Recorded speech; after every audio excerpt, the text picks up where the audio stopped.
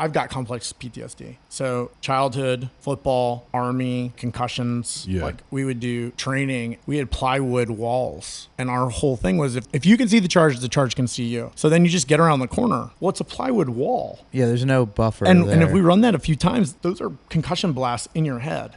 Yeah. And I've done drills where my gun went down, so I got down on a knee, and this dude put a saw, like a machine gun, on my shoulder and shot the target in front of me. Because that's what you're supposed to do. That's what you do in the real world. If you look at SSRIs versus psychedelics, it's like if you've gone down both roads, it's a no-brainer. It's an absolute no-brainer and a game changer, and it changed my entire life and changed my family's life. I'm a completely different person. Like, totally different. I was like 60 pounds overweight. I did my workup and they're like, dude, your cholesterol sucks. Your blood pressure sucks. You're pre-diabetic. You're about to have fatty liver syndrome. Like, I would just be really angry. Yeah. I'd be yelling. I'd be, the slightest thing would set me off. And now it's just like,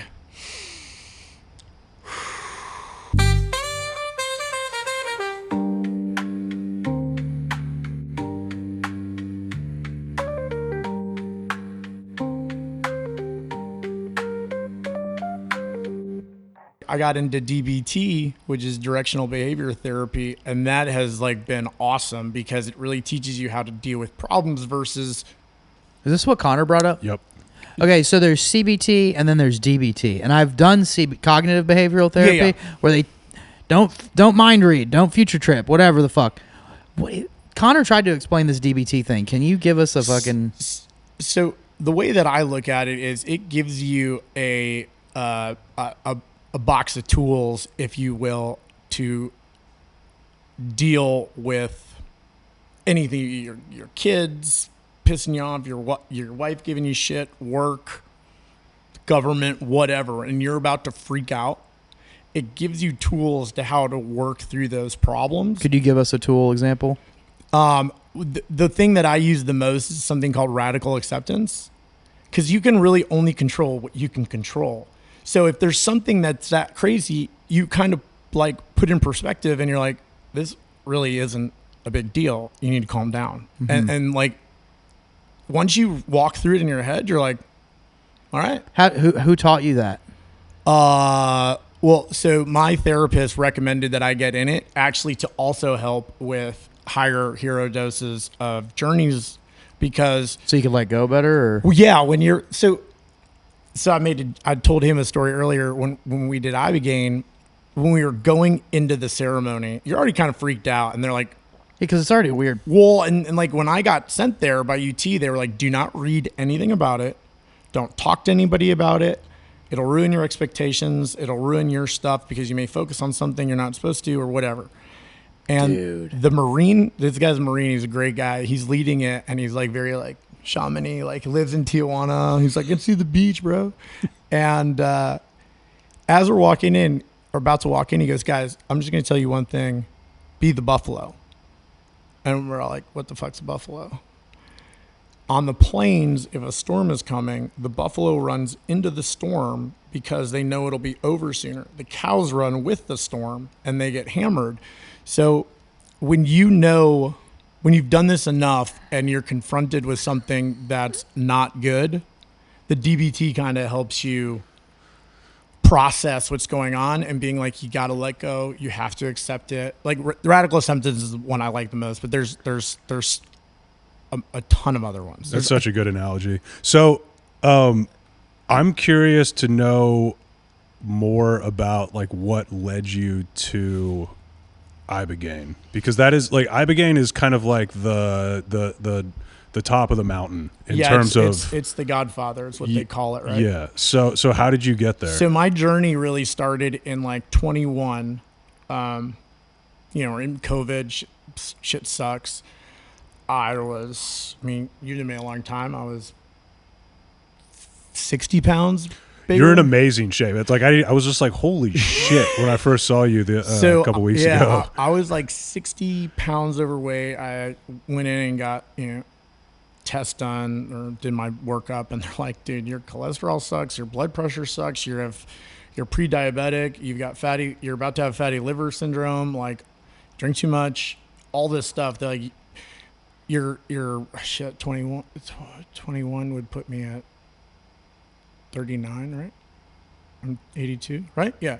So they're like, look, it's not too late, but you don't start addressing this, you're going to start having real problems. So I found a functioning nurse practitioner who got me on a whole bunch of stuff. What is that? Uh, What's a it's functioning nurse? It's somebody that basically, they do these workups on you and they take like 18 vials of blood and they run every test under the spectrum for your body. And then they give you pills or medication to deal with each one of them. Whoa. So then you like basically, I take, I don't know, 20 pills a day, but it keeps my vitamin levels. It's like, oh, you need more vitamin D3 or you need magnesium. A very, very specific to you supplement regimen. Yeah. And then you find out that you have some problems that you didn't know about. Like I have TBI, and I know that definitively because there's a test that you can do on these blood tests. I forget the name of it, but like it directly affects. Well, like some proteins are expressed when you got TBI or something, they can test for it. There's a disconnect between your brain and your testes. What is TBI? Traumatic brain injury. Oh, okay. So one of the measuring things football, probably. I've got complex PTSD. So childhood, football, Army, like concussions. Yeah. Like we would do training, and we had plywood walls. And our whole thing was, if the charge can see you, if you can see the charge can see you. So then you just get around the corner. Well, it's a plywood wall. Yeah, there's no buffer And if we run that a few times, those are concussion blasts in your head. Yeah. And I've done drills in shoot houses and stuff, and where like my gun went down, so I got down on a knee, and this dude put a saw, like a machine gun, on my shoulder and shot the target in front of me, because that's what you're supposed to do. That's what you do in the real world. How's your hearing? That's terrible. Oh, and I got money from the 3M lawsuit because they gave us defective earplugs and they knew it. Jesus. But what the anyway, fuck? So back, like I start going. So you go to a functional nurse practitioner. Like right around the same time, I was having a really rough go of it, and some of my PTSD symptoms have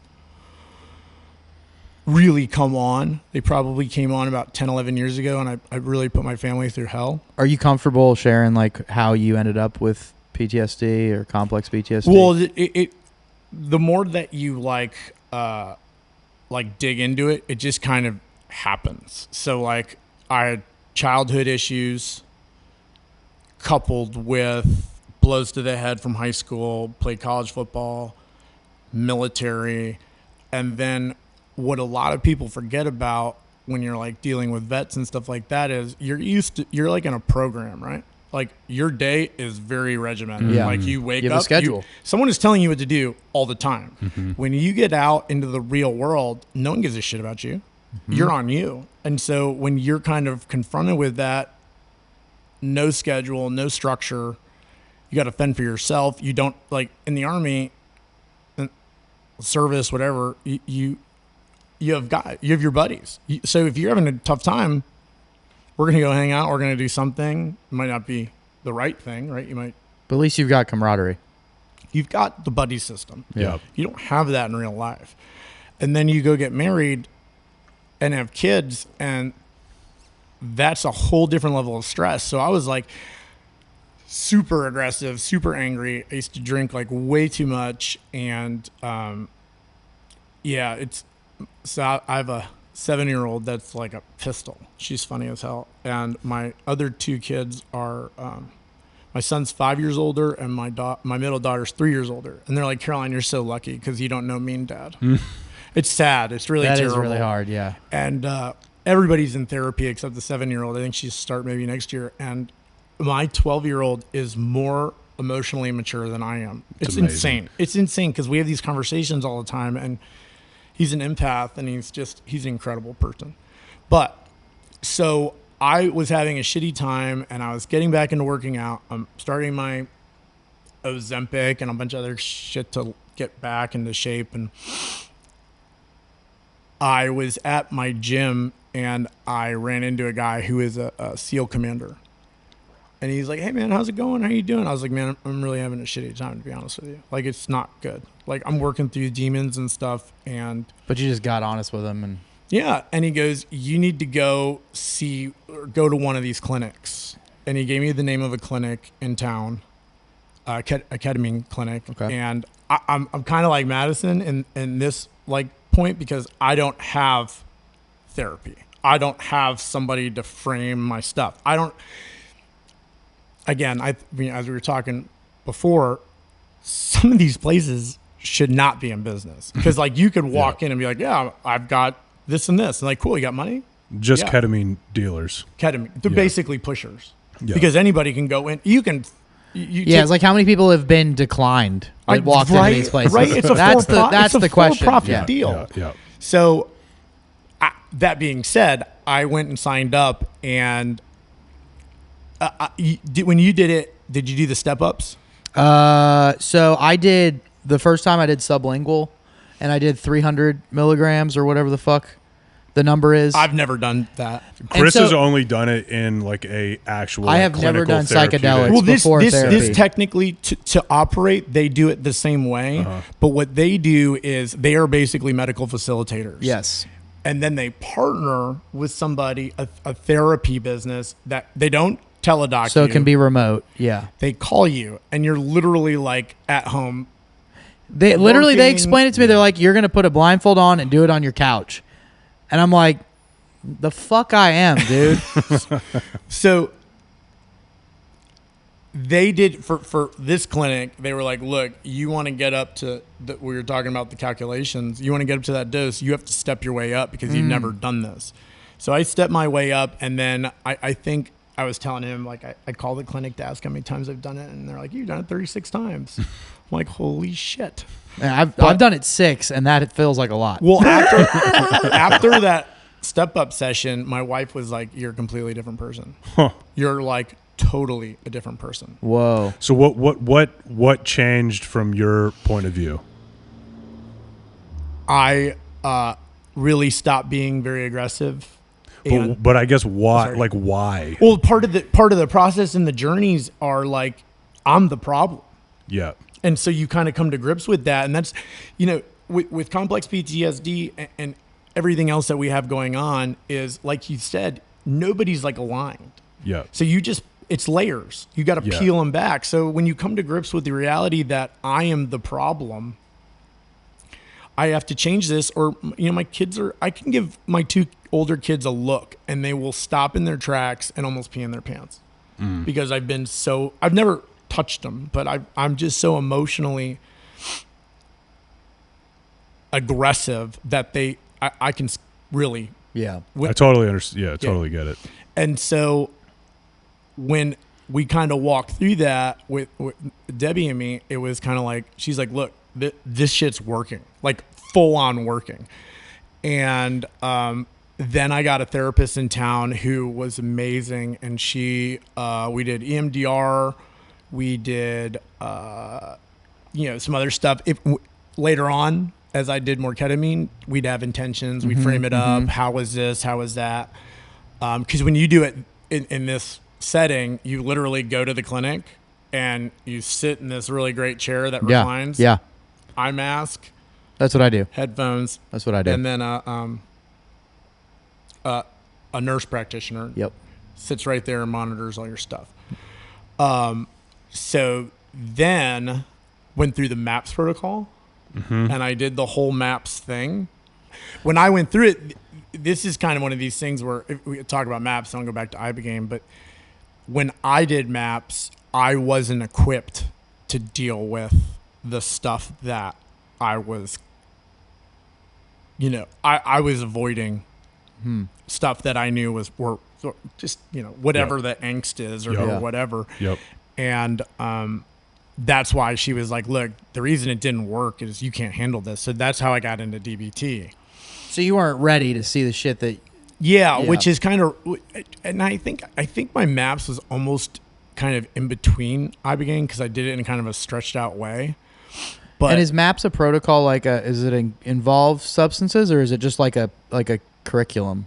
it's a curriculum with an outline of what you do. So you take you step it up. It's like a little bit of,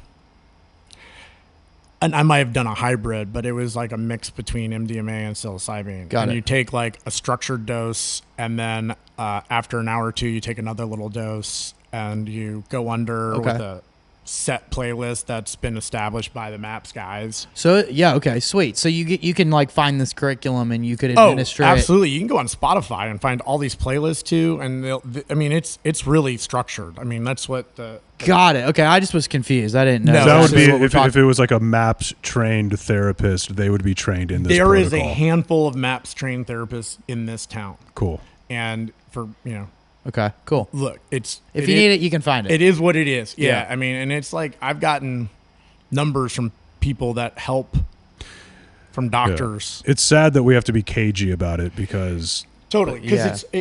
it definitely works. I'm gonna lower this just a little bit. So- I talk like right into it. Yeah. But with the ibogaine, like I didn't know anything about it, and my wife is way smarter than I am, and so she like read everything you could read about it. And when I did ibogaine, it took me to a whole new level. So how did you get? How did that you can't just like look up No, like okay. ibogaine clinic, right? Right. No, so you're how did right. that happen? So I saw how good I was reacting to ketamine. Mm-hmm. My wife was like, "You should go look at other means because the ketamine can take you down one way, but something else might take you a different attack from a different side."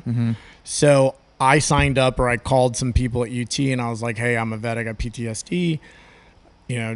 Disabled, whatever, and I'd like to sign up." Like right when they opened the psychedelic department, I found a guy who knew the head of it, and I was like in the mix, and that's when they were like, "Hey, Got it. Okay, we're this is going making to sense. send you yeah. to this So this heroic guy, hearts mission within," and Heroic Hearts Mission Within. yeah.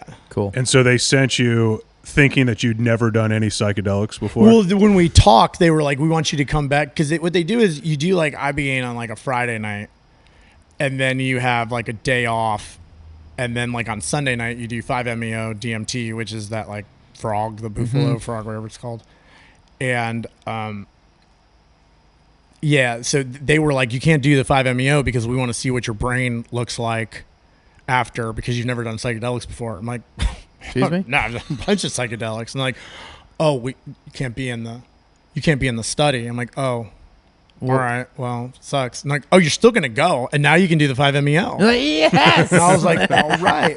So So your again, data couldn't be used, but you could still do it. right, and this is where I kind of move from no therapy to I'm in a ton of hardcore therapy, and she was very careful to dance around what she knew about it, but we talked about a lot of stuff. We talked about intentions, and intentions are funny because it's like you can set your intentions on Monday and Friday things change, right? Yeah. So you like kind of like you're like, okay, That happens to me a lot. it's scary. It's like really sucks too, but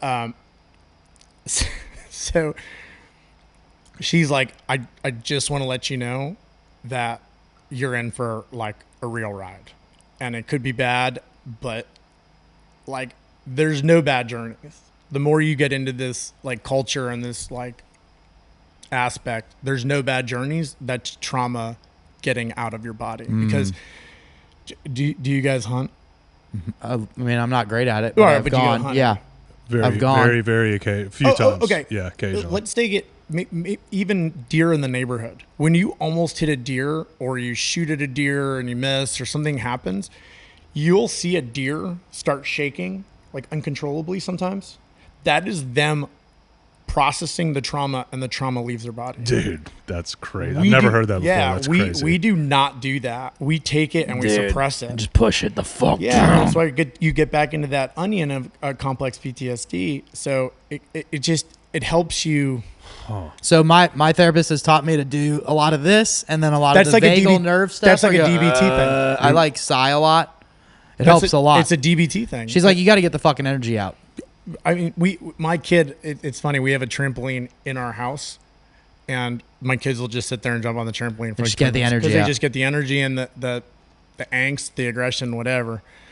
But so I have no idea what I'm going into, and I go to San Diego, and I'm a Hyatt guy, so I stayed at this really nice Hyatt in San Diego, and I had this kick-ass sushi meal. I'm kind of nervous, and they're like, you got to meet at this restaurant. So you meet at the restaurant, and like, I had like my sunglasses and a lanyard with some Grateful Dead stuff on it, and I walk up, and there's like a 6'3", 6'4", 6'2", I don't know, big black guy, and he's obviously part of the group, and he's like, dude, you like the Dead? And I'm like, what? And he's like, the Dead.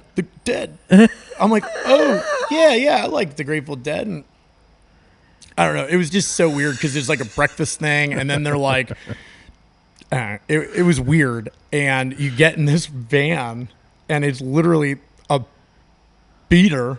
So it's a druggy buggy.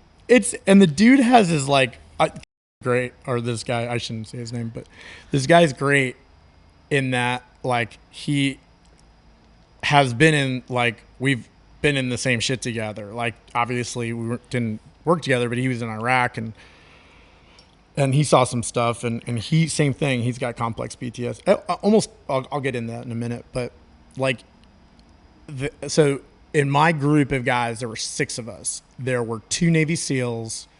There was an Air Force Spec Ops guy. There was another guy that was a Ranger, and then he went into Special Forces. So he saw some super shit because he was in there early.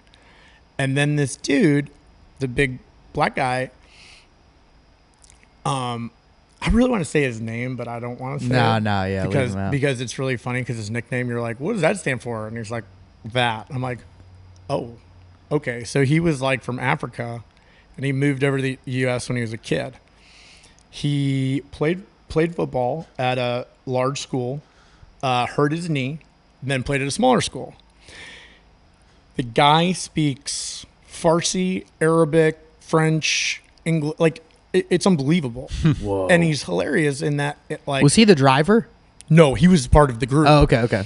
And I mean, I was trying to talk. I'm like, because being in special operations, like I was in a Ranger battalion, like, you run into some really interesting guys, like real interesting guys. And you're always like, man, how do you get in that job? And he's like, yeah, I work for the Department of Defense. I'm like, usually you're like, okay, I work with Delta Force, CIA, whatever. And he's just like, yeah, I'm ambiguous. I'm like, so like, what'd you do? He's like, I've done a lot of crazy shit. He goes, I think part of one of the crazier things is when I went to meet Hamas, they actually burlap sacked my head, and we got in a car and we drove, and I had a meeting with Hamas. Good Lord. Yeah, dude, the guy's pretty outstanding. And it's like, so he has some complex PTSD. well, I'll go into my whole thing in a minute, but yeah, he was really, he's interesting because on one hand, he's like the goofball football operator who's like locker room talk, and then 2 minutes later he's like talking about the dichotomy of man and all this other shit, and you're like, are you bipolar? Like, what the hell? So we all get in this van and we go down there, and so you drive over to TJ. We drive to TJ, which is just so depressing. Yeah. And you go to this like expat community, and it's super nice. It's gated. This house is on a hill. It's got a beautiful view. It's got a crappy pool. But, you know, you've been to Cancun or Cabo. It's like a multi-layered house down the side of this hill. Nothing makes sense. And armed guards. There weren't armed guards. There's armed guards. There's a guy at the gate. I wouldn't say he's armed or anything, but it's half the people there all had California license plates. Like, they're all like, they're going back and forth. Like, they live in Mexico because it's extremely affordable, and they drive an hour and a half, and you can get express passes to go through. No way. Oh, yeah. Like global entry shit, but for a car. Basically, yeah, exactly. And so we go there, and they take your weight, because ibogaine, like, they match it to your weight. Yeah. And then they take your blood pressure and do some other things. There were 2 Mexican doctors there. And you do a group therapy session, which is, I'd never done one, and I was kind of like apprehensive, but it was incredible because we all had different problems and different intentions that we were going after. But every single guy there was the same ballpark, you know, demanding, aggressive parents, mostly like your father, high school sports with head contact, college sports, head contact, operators, guys who have seen terrible things, concussions, ears, all that other stuff, and life. So you're literally like, oh my God, I'm not alone. Yes. So you've got this, like, you kind of open up, and I mean, and when you really get down to like the nitty gritty, like I'm actually shocked I haven't welled up yet, because since I've been doing all this, when the wind blows, I start crying. Like, it never did that before. So, then you go through from there, you go and you do your intentions, and then you kind of meet back up and you go through your intentions again. And then, you bring like did you use this with ayahuasca where you like brought like something? Yeah. Yeah. totem? Yeah. The totem, excuse me. Yes. So we do our totem deal. I have a picture of it on my phone, and you go through everything and you talk through your intentions and you light it on fire. And then as we're getting ready, he gives us the buffalo speech, and we walk in, and it's a room about as big as this room, and there's 6 beds, and they're all spread out. And we get prior to that, we get the rundown, like your equilibrium will be gone. It's like an infirmary. Oh, it's kind of crazy. So then it's like, okay, if you need to go to the bathroom, someone will assist you, because all these guys are like big cats, right? Yep. Especially that dude I was talking about before. So I think, yeah, there were 2 guys, but they rotated. And then the other thing is, like, you're in your bed, and they have like leads set up to your heart, because we were talking about the heart arrhythmia thing. Yeah. Like, they've got you tracked. That's awesome. It is cool. And there's a bucket next to you. And I'm like, what is this bucket for? And they're like, when you purge. And that also is supposed to be trauma leaving your body. I'm like, okay, whatever. So what? So at this point, you're still fully smirking. skeptical of like any of the. I'm just nervous now. Okay. I don't know what I'm in for, right? Yeah. And I'm like, I haven't read anything about Which this. is great, yeah. So, and I'm like, but this is a pretty big to do. Like, this is probably going to be crazy. And we take our dose. I go to lay down, and the thing, and I might be very wrong on this, but my understanding is the human brain can process an insane amount of info, but we have these like prohibitors that reduce the info coming in so we can make sense of it and we can remember. When you take ibogaine, the prohibitors drop. So I literally, and again, you're thinking about the buffalo, and it, like, the first hour was excruciating, and I saw my entire life flash before my eyes. And after that hour, I went to this golden temple in the sky. I was walking around, and I find myself, and like, it's like Scrooge, right? Like a Christmas story or whatever. The ghost of Christmas past. Like, all of a sudden, I'm in a scenario where I am just an awful person to my wife. And the guy, it's me, I'm watching me do this. And he looks at me and goes, can you imagine how she feels? And you're like, oh my God, no. And it progresses to my children and some other stuff. I feel terrible, but I'm like not unhappy, and I'm not scared. I'm just coming to Just grips with objectively it. seeing it. Yeah. And so that lasted a while. And then I went on some other tangent. And then, like, I kind of was like back from outer space, and I was in the room, and I'm lying there, and the doctors would sit there or at the far end, and then they'd walk up and down. So I'm kind of like in the moment, like I'm here. Are you blindfolded? Oh yeah. Okay. This is where it gets really crazy. We're talking about your brain. I kind of sit up, and they put this crazy music on. It's like, I can't remember. I want to say it's Djibouti, but it's not. It's like the tribe that found ibogaine. Yeah. This guy's playing like hardcore drums, and them. It's intense. And so I kind of pop my head up, and I can see the doctor walking across the room. I've my mask on. I don't believe it. So I pull my mask down, and there he is. And I mean, the whole room, I could see the whole, it's like the Matrix. I'm like, what? I'm like, there's no way this is happening. And I was like, I know I'm tripping, but this is like crazy. Yes. And so those were the big two kind of aha moments that I had. And at the end of it, I didn't get sick. I was the only one who didn't get sick, which is kind of crazy because you're in this journey and you can hear guys going, and you're just like, Jesus Christ, shut up. And but everyone's processing their stuff. So I'm talking. The guy who runs the thing came down the next day, and I'm like, "Hey, man, I didn't get sick or anything." And he's like, "What was your lead up?" And I was like, "Well, I was like hardcore all this stuff." He goes, "It could have just been your prep. Your prep could just have been that good to where you didn't need to let go." Clean. So I'm like, okay, it was the sushi.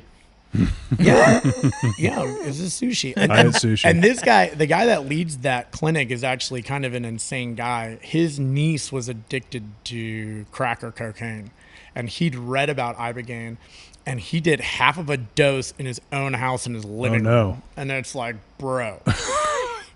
After what we went through, I'm like, you did this by yourself on the floor? Did you have any other? Because it's in it's my understanding that there's lots of different ways to purge. Did you have any kind of like tremors or shaking or anything of that sort? I'll get there in a minute. I didn't. When we kind of unpacked and framed it up in the group session, I had probably the best. Like, I felt amazing when I got out, and I was like, oh my God, I need to further improve myself, and I'm feeling great. Some of these guys were like, we're never doing it. I would be open to doing it again, but a little scared because I know how hard it is. Some of these guys are like, I'll never do psychedelics again. Some of these guys had never done drugs. They didn't even smoke pot. Yeah, so you had the ketamine leading up to it. You had actual therapy leading up to it. Yes, right. And maybe some recreational. So you almost knew what you were getting into psychologically a little bit from the therapy, and like because it's just interesting. Like, I wonder what the other guys' preparation was. So all those guys had been in some form of therapy, and a bunch of them had done hardcore EMDR and stuff like that. So they did knew, have that, but they had no idea what they were in for, and some of them were like, "This is insane." So take the day off, and you're kind of hanging out, and then the next day you do. What is that day like? Oh, it's you literally just had your mind fucking blown. You literally. I mean, you journal. You write down every single thing you can remember. I mean, the journey was the journey for me was 8.5 hours.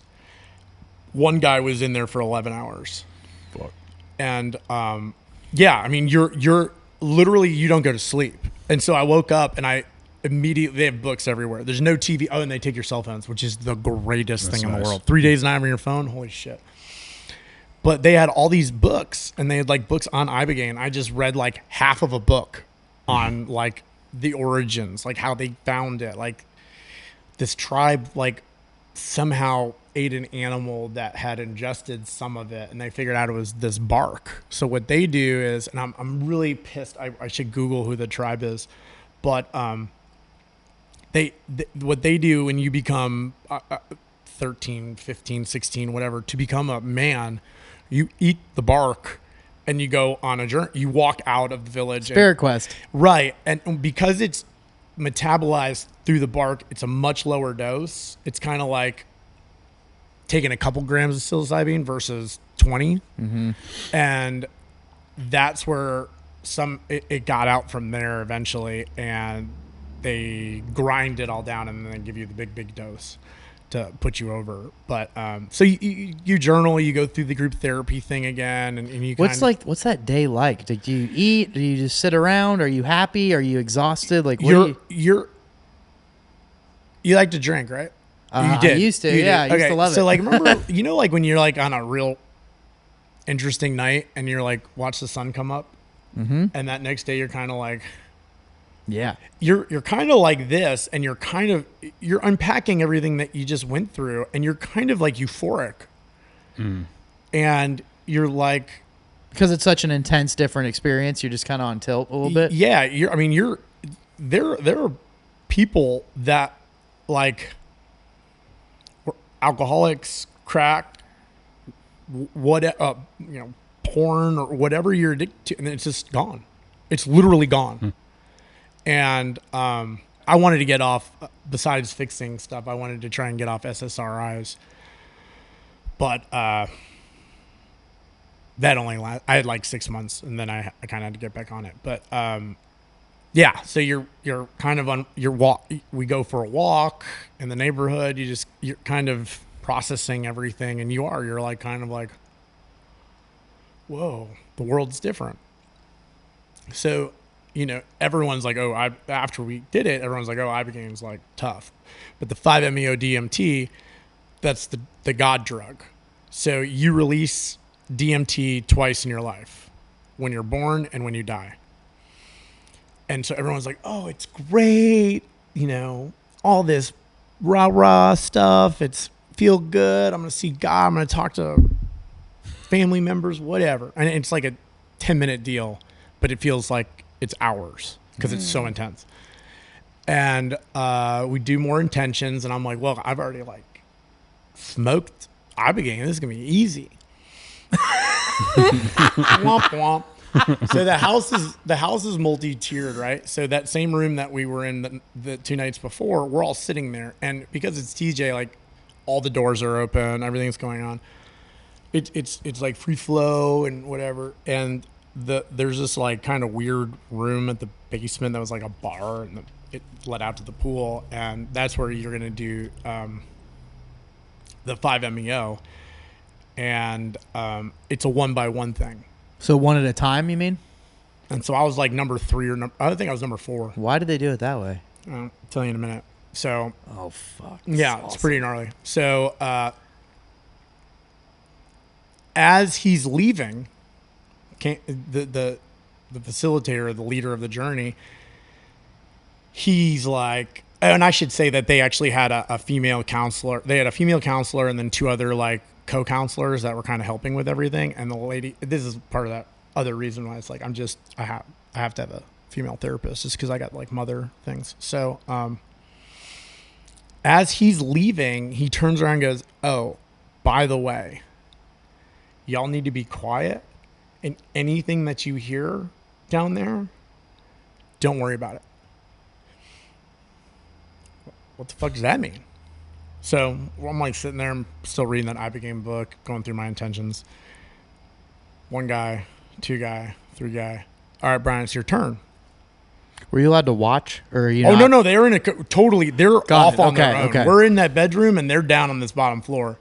So it's my turn, and I go down there, and they Palo Santo me and start saying, blah, blah, blah. And I'm like, okay. It's crazy. And you go into this room, and there's a bed on the floor.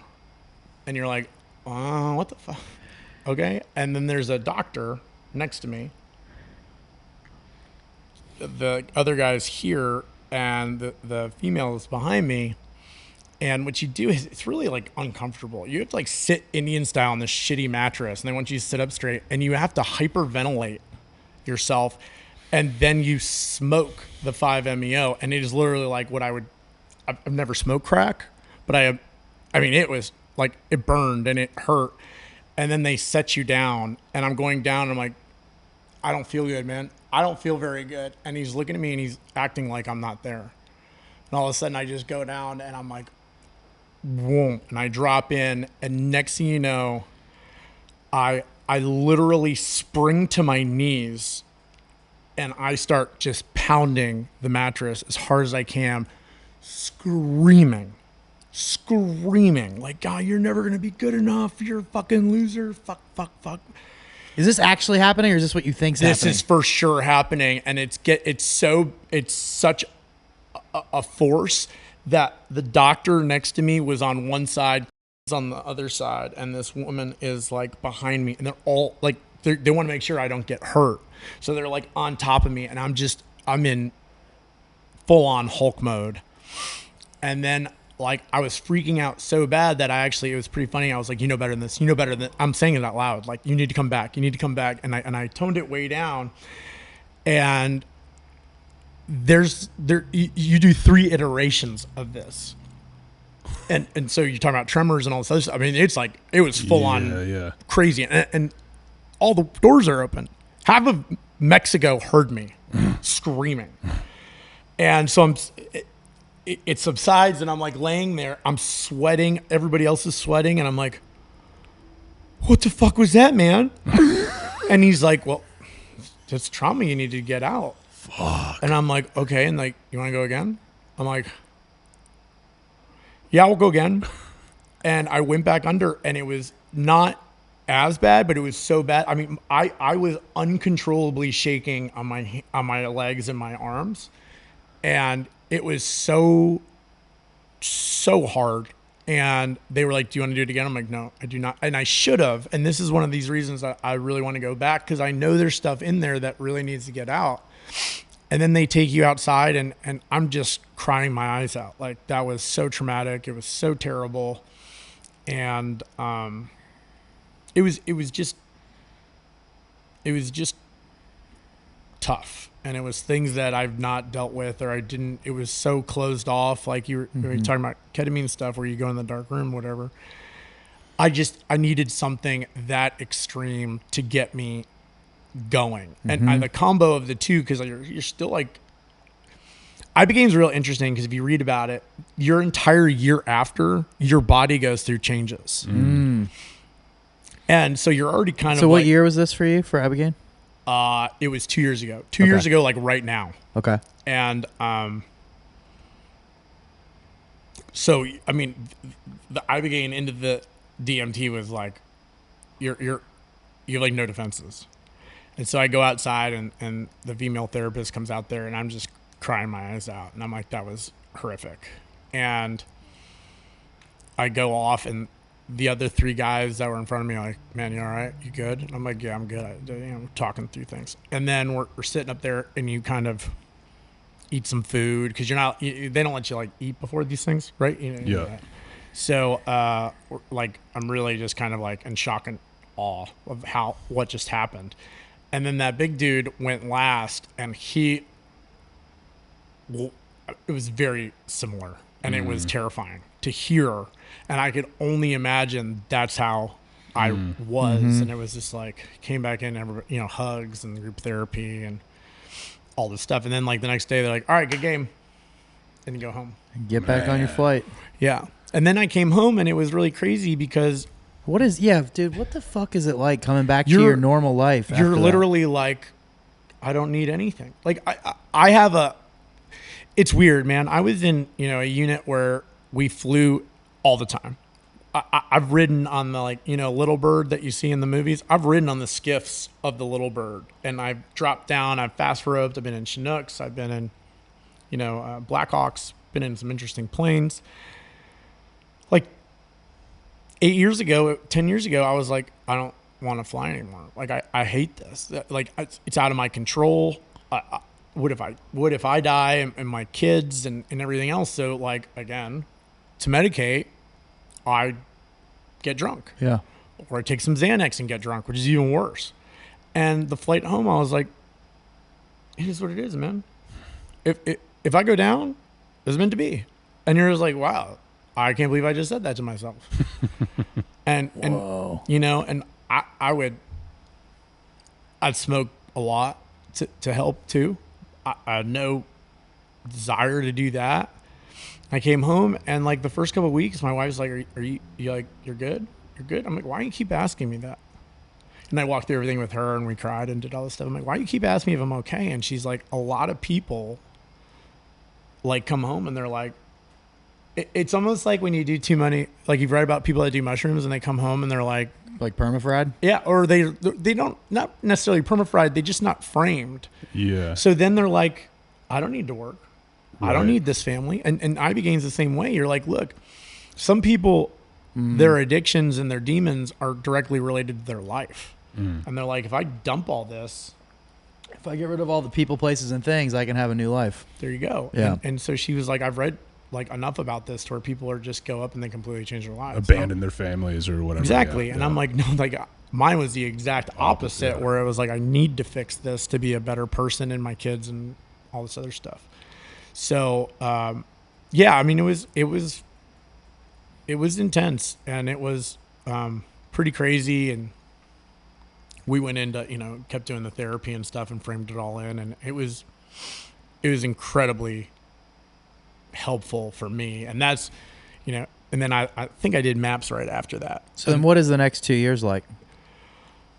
Again, my wife, if she was here, she'd be like, I'm a completely different person. Like, totally different. I mean, we've known each other for a long time and I mean, the last time that we hung out was probably 4 or 5 years ago, and then we hung out like 3 weeks ago. Yeah. And yeah, you are very, very different than I remember. I mean, not physically, but like your demeanor is very different. Yeah, I'm a lot more chill. I'm not, yeah, you were like had a very intense personality all the time. Yeah. Yeah, I mean, I still like to be kind of like I'm not gonna take no, and I'll bug the shit out of you. But like I wouldn't like road rage and pull somebody over and start fighting. I would just be really angry. Yeah. I'd be yelling. I'd be, the slightest thing would set me off. And now it's just like, and it was funny because last year we were at a UT game with my little one, and she had a cup of ice water, and something happened, and she dumped the whole thing in my lap, and she just looked at me like, and I was like, it's just water, dear. And like, I told my kids that when I got home, the other two, and they're like, Dad, you're getting so much better. Like, it's just like, and I told you that so you don't awesome. know mean dad and all this other stuff. Yeah, So it's been, yeah. it's I only know calm Bryan. Dude, and that's man, it's some sort of deal where it's like, I think what we're supposed to do is like just make every generation better than the last, and like have compassion for the last generation, deal with our shit so we don't pass it down to the next one, and so on and so forth. Well, and, so like in therapy, like that, our folks' generation was had it probably the hardest because, most of their parents were in World War II, and the only outlet they had was going to we call it the Legion of Doom, but the American Legion or the VFW, and getting completely shit-faced with people that have been in your same thing. And then they come home and they beat their wives, they beat their kids, they scream at their kids. And so that's what our parents grew up with. So that's what they know. So what you were talking about, we call it breaking the chain. Yep. Is we're not going to do that with our kids. We're going to talk about our problems. We're going to deal with this stuff. We're not going to deflect and turn to booze and rage and everything else. And it's like, I mean, it's beautiful, man. It's look, like, it really is beautiful. If you look at SSRIs versus psychedelics, it's like if you've gone down both roads, it's a no-brainer. It's an absolute no-brainer and a game changer, and it changed my entire life and changed my family's life. And it's been incredible. And the next thing, like, I know there's stuff still in there. So I was talking to that guy, and I'm like, look, man, I want to do another ibogaine journey. He's like, what do you think about ayahuasca? And I'm like, yeah, man, I'll do whatever. So I'm on top of it all. Like, as I came to, like, a year later, I quit my job that I've been in for 17 years. I work for myself, which is probably the most stressful thing on the planet. And I've been super busy. And literally, when I get a free moment, I'm going to try and figure out when I can go on, go do something like that. Because it's such a commitment, right? Well, you were saying you need a female therapist, and ayahuasca is the grandmother spirit. Right. So, yeah. So I'm keen to do that. So that'll be my next endeavor. But I haven't ruled out. My wife's like, maybe go do some more ibogaine and 5-MeO. It worked.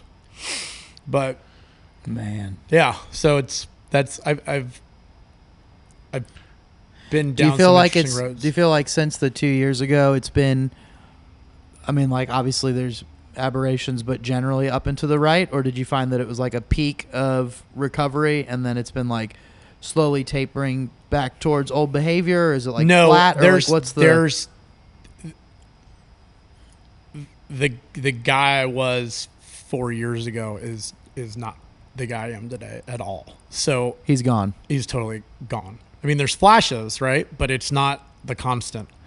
And there's an awareness of it now. Yeah, exactly, right? So if you know you're going over, or if I snap, or if I bite one of my kids' heads off or yell at my wife, an hour later, I am like, oh my God, I am so sorry. Like, and that's where it's like, I'll start bawling, and it's terrible because, you know, you're supposed to be like tough dad and Army Ranger, and you're like crying, and you're like, I am so sorry for saying that. Or, and That's awesome. We have like, it's funny because he'll break down too and be like, this is this is how I feel. This is how you feel. Like, I get it. So, yeah. So your family's like very high EQ now, like emotionally. Oh, like everyone's just like aware. Everyone is aware. So sick. That is so. That is cool. that is like something that exists in our generation and previous generations. That I just can't imagine families in it, like when we were children. Mm-hmm. There were probably some, but I mean that's got to be like something that's distinctly unique to our generation, is like talking about your feelings. And totally. Well, there was no therapists for our parents. Yeah. Plus there was like, I mean, it had such a stigma, plus and it's still expensive. kind of, yeah, no, that is the sad thing about, like, all of this is, you know, you have to have resources in order to be able to absolutely. do this kind of It thing. is a privilege to heal. Luckily, there are particularly for veterans, there are programs. I think is the best, because the VA is tough to deal with. But if you can get into some of these non-for-profits that understand and are willing to work with you, it should be. You can go up to Canada right now and you can get ketamine treatments, you get psilocybin treatments, you can do maps, you can do all sorts of stuff, and it's all covered by insurance. It's so sick. That's the future. And also things like the $50 million grant that Texas passed for ibogaine research. That's definitely going to send a lot of veterans on a scholarship through the program, and then hopefully it becomes like in the not too distant future something that insurance just fucking pays for. Our insurance policy. I've been an entrepreneur my entire career. You always have the worst insurance, right? It's always like really expensive, like the premiums, and then anytime you need to do something, it's really expensive. For whatever reason, we switched to a new like brokerage that got us a new plan, and therapy's free. It's crazy. But but you have to find a provider that'll take insurance, which is the yes. But we've been able. I mean, that you go on the website, you look, and there's a list of therapists, and so now like, me and my wife are both doing it. My daughter is in therapy. My two sons are not. No, but like, I mean, even it's that, free. Like, it's crazy. Tell me you don't see a difference from how they used to be and how they communicate and everything. I mean, it's crazy. It's crazy. I mean, I do not have as. I mean, I know it's not like a comparison thing, but like, my own whatever PTSD, right, from childhood and whatnot, similar issues where I'd get irrationally angry or fucking snap or like give that fucking glare that's like, you better fucking stop, right? I want to say one thing that is a common misconception. Yes, I went through some stuff and I've been to war and I've done all this other stuff. My trauma is no different than your trauma or your trauma. So there's no levels of, well, I can't compare to that. It's like everybody's trauma is their own. And it's like, you something might have happened to you when you were a kid that I couldn't hold a candle to that set all of this in motion. Right. So it's like people in these groups, like I talk to people and like the DBT's group therapy. So it's really pretty interesting, but it's like people are like, oh, well, I haven't done like the things that you have. I'm like, I have no idea what you've done or has happened to you. Like you could have seen your dad punch your mom. You know, it's like things that like. It's also just all relative, right? Right. It's like, and that's where the it's worst like, thing that's happened to you is the worst thing that's happened to like you. And when you're becoming more enlightened and you're more in like. Just aware. Yeah, it's like, well, look, your stuff is just as bad as my stuff. And you just said you get rationally angry, you drink, you're crazy. Everybody handles it almost the same way. Yeah. Mm. And again, that whole generation kind of had that bar set for them. So that's like what we grew up with. So it's breaking the chain and making sure that we don't treat our kids the same way. I'm not saying like my parents were terrible or anything, but there were definite Yeah, it's things that that fucking generation, we do dude. It's like, differently, yeah, right? it's just how it was. But you know, it's just like it's such an amazing thing to figure out that you can actually resolve the underlying issues versus taking SSRIs for the rest of your life. And I personally don't think there's anything necessarily wrong with SSRIs. And I actually was on Lexapro for a period of time while also in therapy. And the Lexapro just was super helpful in taking the edge off so that I could sink into therapy. And then after using therapy and ayahuasca to fix some of the like bigger underlying things, then I could get off the Lexapro. Now I don't even smoke weed anymore. I'm just like fucking just coffee and Jesus. Enough coffee, I'll take you to Jesus. But yeah, it's fucking crazy that it's like and it's only been like within the last couple of years that I personally started doing therapy, and I just feel like, how the fuck doesn't everybody know? Oh my God. And it's like, if you don't have it, like, do you work out like 5 times a day? Like, how do you get this out? Because there's no way that when you build that trust and security with your provider, like it's like instrumental in your life, right? So it's kind of like, how could somebody not? Your religion has it with like Catholics, with priests and stuff like that. There's definitely, I know that people rely on relationships with their pastors or whatever. Right. You know? And I think that's super important. I mean, that's therapy on just a different level, right? Mm-hmm. But I just, some of these people, I'm like, I know you have problems. Yeah. Like, nobody's perfect. Nothing that you see is perfect. There's a lot of people that also go to therapy and don't really get results, or were forced to go to therapy when they were younger and they're like, therapy doesn't work. And it's like we've talked about this before, but it's the therapist and it's like your mindset going into it, right? So it's like you might have the wrong therapist and you might just like have the wrong mentality going into it. And that's where I think psychedelics come in, because psychedelics fucking shake your perspective up so much that it then it literally makes you more open-minded. And then it makes, in my experience and in talking to a lot of different people about it, like it makes the therapy work better.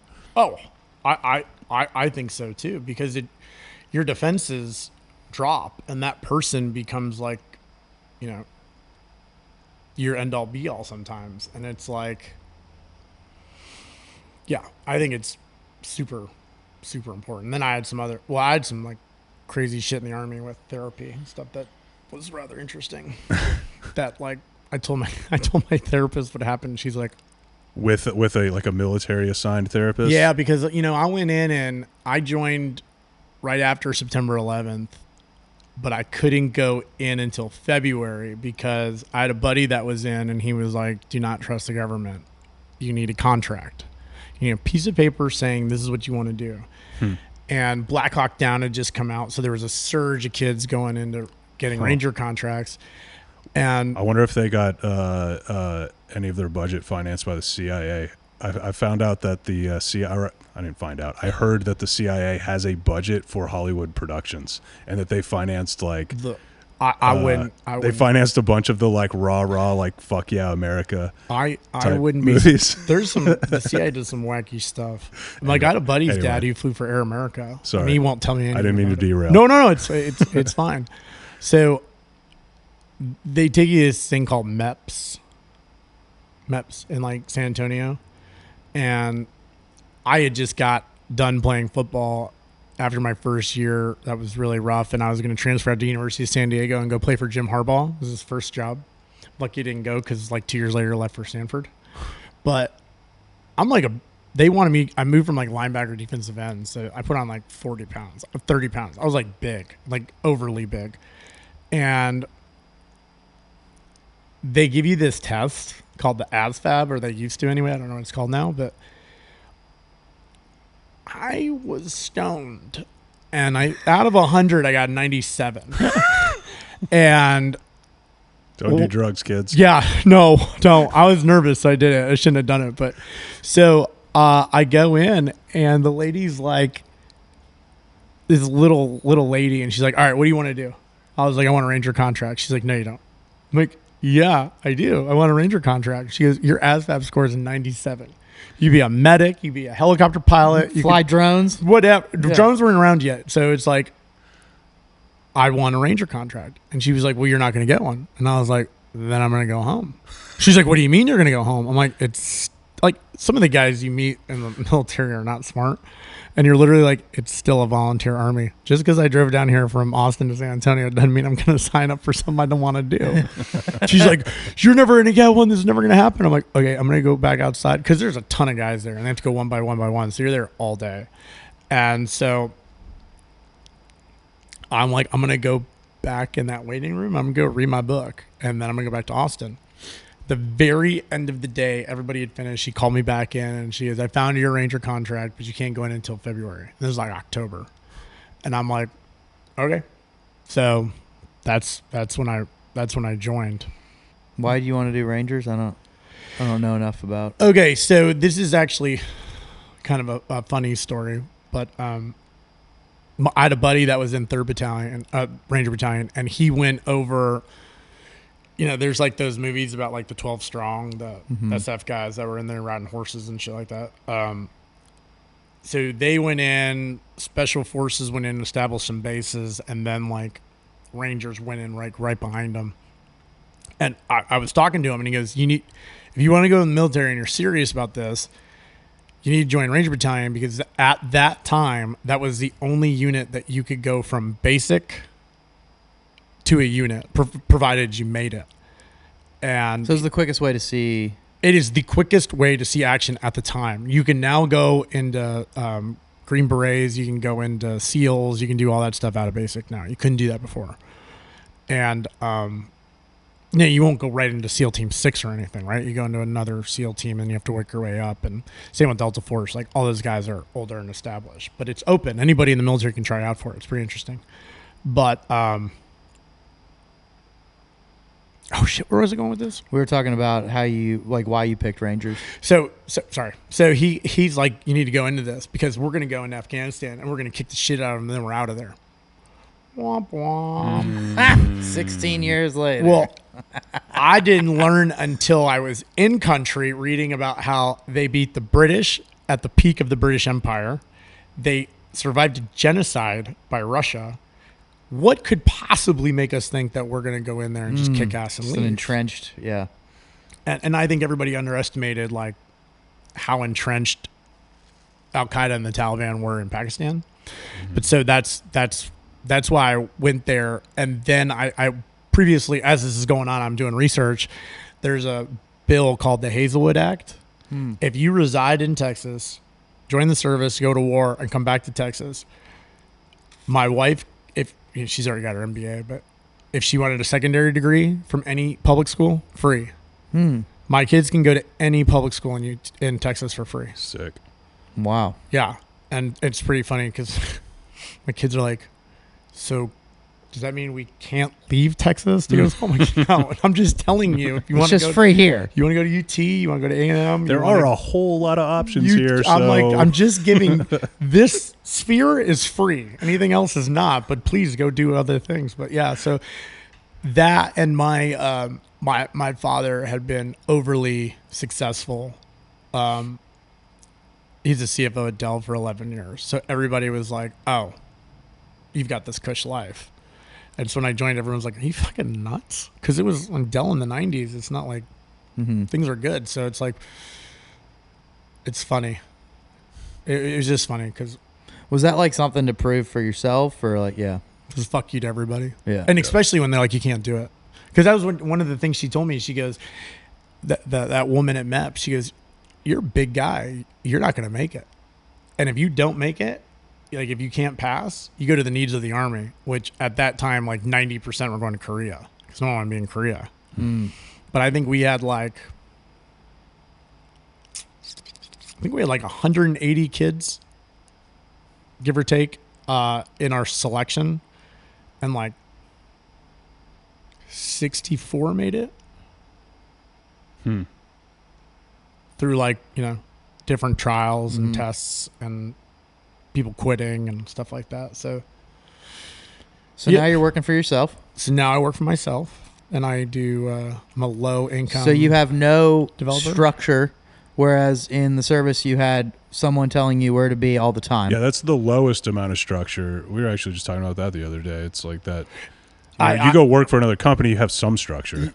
I got my notebook over there. Like, I have a list. If I don't have a list, part of it too is, part of my problem is my memory is terrible, and which is hard to prove. But I have a list. I have a list of to-dos, like personal to-dos. Plus, I work from home, which means I'm the de facto bitch around the house, and my kids come home at 3, and I could have a do not enter door will blow up and the door opens. Yeah. So I have a list of home stuff, and I have a list of work stuff that basically kind of keep me in my lane. And I don't sleep very well. So the benefit of being at home is sometimes you can get that 2 to 3 nap when you're doing stuff. Like I went to bed last night. I was like, we went hunting Monday and Tuesday, and the guy I was hunting with was like, hey, I'm going to Italy next week. Just take my birds. So I cleaned 43 birds in my kitchen last night. And I was just a bloodbath. I was just, I got down to a science, but I was just exhausted. And my son's in Pop Warner. Oh, yeah. It's like, so here's another thing. Like, I signed up. I don't want to say his name. I coached lacrosse when my son first started playing lacrosse, because I grew up on the East Coast before I moved down here. So I was pretty good. And then we moved down here. I'm like, I'm not playing here because this is crazy. But the sport has developed so much past that. Yeah. So he might have been in second grade. And we were playing Lake Travis. And I screamed out, get the fucking ball to him. And the entire place went, oh. And Jim was there, and he goes right in my ear, and he goes, good one. And I'm like, sorry. To all the parents, I'm like, I'm so sorry. And the Lake Travis's wife is behind the goal, and she's like, you're a bad person. You're terrible. I'm like, I just said sorry. I know I'm a bad person. But so like part of like me being a shitty dad is I realized as I kind of went down this journey of trying to fix things, I can't, because sports is one of my things. Like, it's a big trigger. It's a huge trigger. And when I love my son, and I, want the best for him, but when he's not doing something right or something like that, I just scream, and I'm so loud, and it's just obnoxious. So I took a step back from everything. Like, I couldn't go to practice. I'd show up for games, but I'd like sit off to the side. I couldn't really be involved because I couldn't handle it. This year I'm coaching. Wow. Yeah. Dude, and that's amazing. And he, his first game was last weekend, and he killed it. And he just did so well. That's and so he got sick. How are the triggers though? Are you getting triggered, but you're aware of it and you're fucking it's actually funny because last year during lacrosse, it's kind of a weird thing. Like, the coaching's not like great at some of these deals, so he doesn't understand some of it because he's never been taught it. Like, some of these guys only focus on offense. He plays defense, so he doesn't even know like some of this stuff. So I yell at him like, watch your back, keep your shoulder, whatever, just get ready to slide. And different tone. Yeah. And so I talk to him, I go, hey man, and I sit down by him. So it's like youth lacrosse is like, you're on the field and you go side to side. Football, you're like, have to have a badge and all this other stuff. But I'm like, do you like me telling you things? Because if you don't, I'll stop doing it. He goes, no, I actually prefer it. Wow. That's so cool. But just help me. Don't yell at me. And the one thing I found was difficult is when he made a mistake, not showing disappointment, because when that happens, he just spirals. And I'm a negative reinforcement kind of guy. Like, you're a piece of shit, you're not going to make it, things like that. He is the exact opposite, where if you treat him he's that an way, empath, right? Total empath. Right. So the more praise and the more like attaboys, he's like, he thrives. And so now, like, it was funny because when I got told I had to coach, he's like, the guy who told me, he's like, there's not enough coaches. We come out there's 10 coaches. I'm like, this is Pop Warner, come on. I was like, look, I can't coach my kid. I just can't. And I played linebacker at Westlake. I played linebacker in college and defensive end. Somehow I immediately get put into offensive and defensive line, and that's what my son plays. But now it's more constructive. Now it's more like, okay, like, you need to do this, you need to do that. You did this great. You missed that guy there. So like, you see what you're doing. So now it's much more of like a coach and teacher relationship versus a psycho dad. That's fucking awesome. It's like such a good example of what's possible. I really wish my wife was here, because she'd be like, she's the biggest proponent of all of this. So this is what's possible with therapeutics and psychedelics. Yeah, dude, that's so and cool. the best thing is like, no matter how bad your situation is, or how bad your home life is, or how bad any of that is, the hardest part, like going to therapy, is showing up. So when you show up and you put in the effort, you can fix. I mean, don't get me wrong. I will go down, holes where I feel terrible about the things that I did to my kids, but it's like, you can't go forward looking back, right? So no matter how bad the situation is, if you're willing to put in the work and the effort, there's ways to fix any situation. And, unfortunately, like, when I sit down and I think about all this stuff and I write down everything that I screwed up in my life, 99% of it has alcohol related. Yeah. So it's not for everybody, but I just know that. Again, that is a substance with zero therapeutic use cases. No, I mean, it's and the most celebrated, most culturally accepted. No, it's the worst drug out there. I sent you some Instagram thing. I don't even know what the fuck it was. It was some guy that was talking about how, like, he stopped drinking. He was like, everyone's like, it's like, you got to have a story as to like why. It's like, why did I stop? And it's like, dude, it's just so socially accepted that it's like crazy if you don't drink. Well, it's like, or there must be something wrong with you. There's a whole book in AA called like Living Sober, and it's just examples of like how to make this less painful. So like, when you show up to a party, get a Diet Coke, put it in a cocktail glass so that people stop asking you, do you want something to drink? Yeah.